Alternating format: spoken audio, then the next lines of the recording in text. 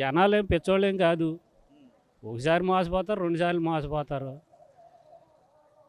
ఈ ప్రజల నిర్ణయం ఏంటంటే, ఇప్పుడు ఆయన మంచోడైతే ఆయన చెల్లెలే రోడ్డు ఎక్కదు కదా!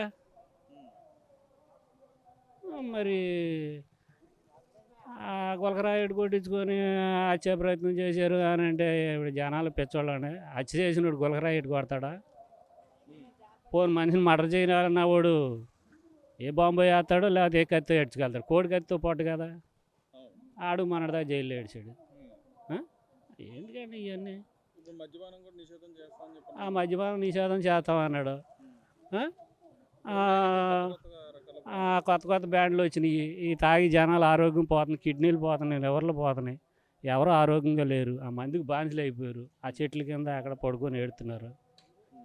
ఆ సత్తారో బాగుతారో తెలీదు. ఇక బానిసలు అయిపోయారు. ఇవాళ నేను మద్యపానం నిషేధం చేస్తానన్నాడు, చేయలేదు. చెయ్యకపోగా రేట్లు పెంచేశారు. విపరీతంగా రేట్లు పెంచేసి ఏ బ్యాండ్లు అమ్ముతున్నారు. నేను గెలిస్తే ప్రత్యేక హోదా తెస్తానన్నాడు. హోదా లేదు, ఏమీ లేదు. నేను ప్రత్యేక రాజధాని చేస్తానన్నాడు. గెలిచాక ఏముందండి, గెలవంగానే ప్రజావేదిక పడగొట్టేశాడు. ఇప్పుడు ఏంటంటే 3 రాజధానులు కడతానంటున్నాడు. టూరిస్టులు వెళ్ళి ప్లేసు మీద అక్కడ అవన్నీ బోడిగుండు చేసేసి శుభ్రంగా ఆయన ప్యాలెస్ కట్టుకున్నాడు. ఇదంతా ఏంటంటే ఈ ప్రజలను ఉద్దేశించి పరిపాలన కాదండి, ఏదో చేస్తున్నాడు ఆయన. అతిగా ఏదొచ్చినా ఈ ఉమ్మడి కూటమి వస్తుందండి, వస్తుందండి, అందులో సందేహమే లేదు. ఇప్పుడు ఆ పార్టీలో ఉన్న వాళ్ళు కూడా ఒక్కో చోట 50 కుటుంబాలు, ఒక్కో చోట 100 కుటుంబాలు, ఒక్కో చోట 40 కుటుంబాలు వలసలు వచ్చేస్తున్నారు. ఇక రాత్రి అక్కడ ఇదేది ఈ టీడీపీది ప్రచార రథాన్ని తగలెట్టేశారు. మరి ఎందుకంటే అలాంటివి? ఇప్పుడు పార్టీ అన్నది ఏముంది, వాళ్ళకే సొంతం కాదు, వీళ్ళకే సొంతం కాదు. ఇదంతా ప్రజా నిర్ణయం. ప్రజలను ఉద్దేశించి మనం చేసుకోవాలి. ఇప్పుడు 10 మంది ఉద్దేశ ప్రకారంగా మనం ఇది చేయాలి. కానీ మనం ఏదో ఉన్నాను, నేను ఏది చేసినా చెల్లిద్ది అనుకుంటే దానికి రేపు దాని ప్రతిఫలం ఏంటి అన్నది ప్రజలే చెప్తారు. ఇప్పుడు ఇంతవరకు అంటే మేము చిన్నపిల్లలు అప్పుడు అంటే మా ఊళ్ళో ప్రెసిడెంట్ ఎవరో మాకు తెలియదు. ఇప్పుడు రాజకీయం తెలియని వాళ్ళు ఎవరున్నారండి? తెల్లారిపాటికి న్యూస్ వచ్చేస్తుంది ఎక్కడికి ఏం జరిగినా. అది ఏం చేయాలన్నది ప్రజల నిర్ణయం. ఇప్పుడున్న ప్రభుత్వం చెప్పడానికి ఏమీ లేకపోయినా కానీ 99% మా హామీలన్నీ నెరవేర్చామని అడ్డగోలుగా కన్ను ఆర్పకుండా అబద్ధాలు చెప్పడం నేర్చారు. మా గ్రామం భీమడోల గ్రామం వరకు 2014 నుంచి 2019 వరకు తెలుగుదేశం పార్టీ, బీజేపీ పార్టీ ఉమ్మడి ప్రభుత్వంలో ఉండగా జరిగిన అభివృద్ధి తప్ప భీమడోలు గ్రామంలో ఎటువంటి ఇన్ఫ్రాస్ట్రక్చర్ కానీ, ఎటువంటి డెవలప్మెంట్ కానీ, ఎటువంటి మౌలిక వసతులు కానీ ఏమీ జరగల. మొత్తం గుండు సున్నా అంతే, ఏమీ జరగల. మొత్తం భీమడోల గ్రామంలో 23 కిలోమీటర్ల సిమెంట్ సీసీ రోడ్లు పోసారండి గన్ని వీరాంజనేయ గారు ఎమ్మెల్యేగా ఉండగా. ఈరోజు కూడా ఈ 5 సంవత్సరాలు అనుభవించిన దౌర్భాగ్యం నుంచి ఎప్పుడు విముక్తి కలుగుద్దా అని ప్రజలు ఎదురు చూస్తున్నారు భీమడోల గ్రామంలో. అయితే ఇప్పుడు ఇంకో విషయం అన్న, ఇప్పుడు వచ్చేటప్పటికి ఇప్పుడు ధర్మరాజు గారు అని చెప్పని ఇప్పుడు టీడీపీ తరపు నుంచి, కూటమి నుంచి ఆయన ఉన్నారు, వాసుబాబు గారు అని చెప్పని వైసీపీ తరపు నుంచి ఉన్నారు. కానీ ఇప్పుడు ఏంటంటే చాలా మంది వరకు ఏంటంటే మళ్ళీ వాసుబాబు గారు వచ్చే అవకాశం ఉందని చెప్పని అంటే ఏదో మాట్లాడుతున్నారు. అదేవిధంగా కూటమిలో ఉంది కాబట్టి కొంచెం జనసేన సంబంధించిన కార్యకర్తలే కానీ వీళ్ళందరూ కూడా కొంచెం సతమతంగా ఉన్నారని చెప్పన్న విషయం కూడా వినిపిస్తుంది. దానిపైనే ఉంటారు, కలిసి ఉన్నారని చెప్పని అనుకోవచ్చా? కూటమి అభ్యర్థికి 3 పార్టీలు కూడా 100కు 100% సపోర్ట్గా ఉన్నారు, మద్దతు తెలుపుతున్నారు. అలాగే క్యాంపెయినింగ్లో కానీ, ప్రచారంలో కానీ దూసుకుపోతున్నారు కూటమి అభ్యర్థులు. ఎట్టి పరిస్థితుల్లో కూడా కూటమి అభ్యర్థి 30,000 మెజార్టీకి తక్కువ కాకుండా గెలుస్తారండి ఇక్కడ ఈ నియోజకవర్గంలో ధర్మరాజు గారు. పుప్పాల వాసుబాబు గారు అంటారా, ఇక ఆయన ప్రజలకు ఎంత అందుబాటులో ఉన్నారు, ప్రజలకు ఏ రకంగా సమాధానాలు చెప్పారు, ప్రజలను ఏ రకంగా హక్కును చేర్చుకున్నారు అనేది వాళ్ళ విజ్ఞతకి వదిలేశాం. కూటమి అభ్యర్థి అయితే మాత్రం విజయంలో దూసుకుపోతున్నారు.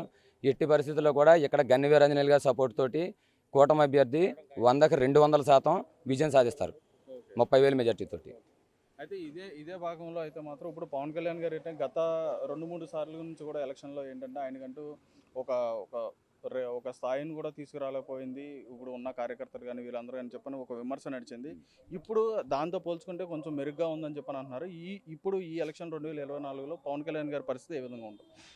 ఈ 2024లో పవన్ కళ్యాణ్ గారిని మరింత పైకి తీసుకొచ్చే విధంగా ఈ జగన్మోహన్ రెడ్డి చేశాడండి. పవన్ కళ్యాణ్ గారు ఆయన ఇంకా ఇంప్రూవ్మెంట్ అవ్వడం ఏంటి, ఆయన రాజకీయంగా పరిణితి చెందడం ఏంటి, దీని అంతటికీ కారణం జగన్మోహన్ రెడ్డి గారు. ఆయన తీసుకున్న చర్యల వల్ల, ఆయన తీసుకున్న ఈ తప్పుడు నిర్ణయాల వల్ల ఈ పవన్ కళ్యాణ్ గారు ఆయన చాలా పరిణితి చెందాడు. అలాగే ఈ చంద్రబాబు నాయుడు గారు పవన్ కళ్యాణ్ గారు మరింత దగ్గర అవడానికి కూడా కారణం జగన్మోహన్ రెడ్డి గారి నిర్ణయాలు, జగన్మోహన్ రెడ్డి గారు చేసిన ఈ దౌర్భాగ్య పనితీరు వల్ల వాళ్ళిద్దరూ అలా కలవటం, కూటమిగా ఏర్పడటం, ఇలాగా ఉమ్మడి ప్రభుత్వం ఏర్పాటు చేద్దాం అని చెప్పి ఈ సీట్ల సర్దుబాటు చేసుకోవడం, వాళ్ళ అభ్యర్థులు నిలబెట్టడం జరిగింది. అలానే ఇక్కడ ఉంగుటూరు నియోజకవర్గంలో కూడా పవన్ కళ్యాణ్ గారు ఏంటి, చంద్రబాబు నాయుడు గారినే చూస్తున్నారు. ఇక్కడ కూటమి అభ్యర్థి ఎవరైనా పర్లా, చంద్రబాబు నాయుడు పవన్ కళ్యాణ్ గారి ప్రభుత్వం మళ్ళీ అధికారంలోకి రావాలి అనేదే పక్కా నిర్ణయంతో ఉన్నారు. ఎవరు యువత అయినా, నిరుద్యోగులైనా, తర్వాత లేడీస్ అయినా, వ్యవసాయదారులు ఏంటి, అందరూ కూడా విసిగిపోయి ఉన్నారు. ఆకలికి పెన్షన్దారులు కూడా అండి, అదిగో చెప్తున్నారు చూడండి, మందు బాబులు కూడా బాధపడుతున్నారంట. సొంత బ్రాండ్లతోటి మత్తు మందులతో తయారు చేసిన మందులు తయారు చేసి వాళ్ళ ఆరోగ్యాలు పాడైపోతున్నాయని మందు బాబులు కూడా ఈ జగన్మోహన్ రెడ్డిని జరుగు జగన్ అంటున్నారు. ఉంగుటూరు నియోజకవర్గంలో భీమడోలు పరిస్థితి కూటమి అభ్యర్థికి విజయం సాధించాలని ప్రతి ఒక్కరూ మంచి నిరీక్షణతో ఉన్నారు. ఎందుకంటే నిత్యావసర వస్తువులు అన్నీ కూడాను పెరిగిపోయినాయి. 23 రూపాయలు సబ్బు, 33 రూపాయలు, 80 రూపాయలు మినపప్పు, 120 రూపాయలు అయిపోయింది. 90 రూపాయలు నూనె ప్యాకెట్, 120 రూపాయలు అయిపోయింది. కరెంటు బిల్లు నాకు 2 నెలలకి కలిసి 300 వచ్చేది. అలాంటిది ఇవాళ ఒక నెలకే మామూలుగా 700, 550 అలా వస్తుంది ఒక నెలకే రీడింగ్. దాని గురించి కట్టలేక మేము చాలా అవసరాలు పడిపోతున్నాం. అలాంటిది ఇప్పుడు మనకి ఈ సచివాలయం లేదు. ఇదేంటి, దీని పేరేంటి, అమరావతి రాజధాని లేదు. అమరావతి రాజధాని లేదు. విశాఖపట్నం రైల్వే జోన్ లేదు. ఏమీ కట్టే పరిస్థితి లేదు. ప్రాజెక్టులు లేవు. అన్నమయ్య ప్రాజెక్టు 3 తలుపులు కొట్టుకుపోయినాయి. దాన్ని 100 మీటర్ల లోతు గొయ్యి పడితే ఆ తలుపులు వేసేది లేదు. నీరు లేక కడప, కర్నూలు అన్నీ కూడాను వాళ్ళు తాగునీరు లేక దోళ్ళు కూడా అమ్మేసుకునే పరిస్థితి వచ్చింది. ఇవాళ రాష్ట్రం అంతా కూడా అల్లోళ్ళు అయిపోయింది.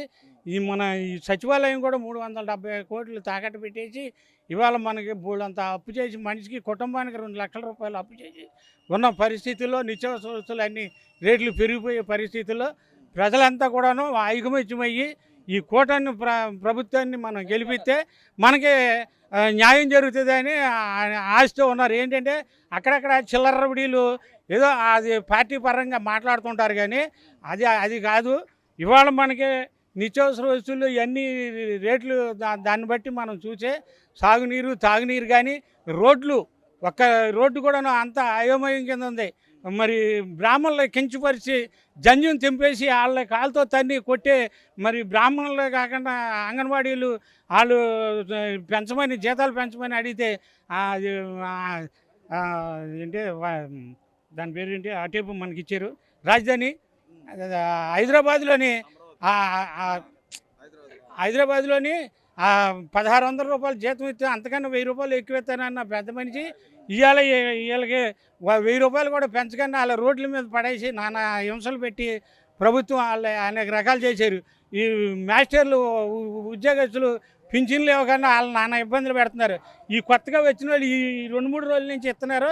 ఇంతకుముందు ఈ 5 సంవత్సరాల నుంచి మాకు ఎందుకు ఇవ్వట్లేదని ఉపాధ్యాయులు వాళ్ళు నానా హింస పడుతున్నారు. అలాగే పంచాయతీ ప్రెసిడెంట్లు కేంద్ర గవర్నమెంట్ ఇచ్చిన నిధులు కూడాను వాళ్ళకి పంచాయతీ ప్రెసిడెంట్లు తెలియకుండా ఈ రాష్ట్ర గవర్నమెంట్ మన జగన్మోహన్ రెడ్డి గారు తీసుకుపోవడంలోని దానికి పంచాయతీ ప్రెసిడెంట్లు నెంబర్లో మేమేం చేయలేకపోతున్నాం. ఒక డ్రైనేజీ కట్టాలన్నా రోడ్డు వేయాలన్నా సరే మేమేం చేయలేకపోతున్నామని వాళ్ళు హింసపడుతున్నారు. అలాంటిది ఇవన్నీ కూడా దృష్టిలో పెట్టుకొని ప్రజలు ఒక నిర్ణయానికి వచ్చారు. ఈ కూటమి ప్రభుత్వానికి ఈ ఉంగుటూరు నియోజకవర్గం 4 మండలాల్లోనూ కూడాను గాలి ధర్మరాజు గారికి ఫుల్గా ఉంది. ఆయన అత్యవసర మెజార్టీతో గెలిచే సూచనలు ఉన్నాయి.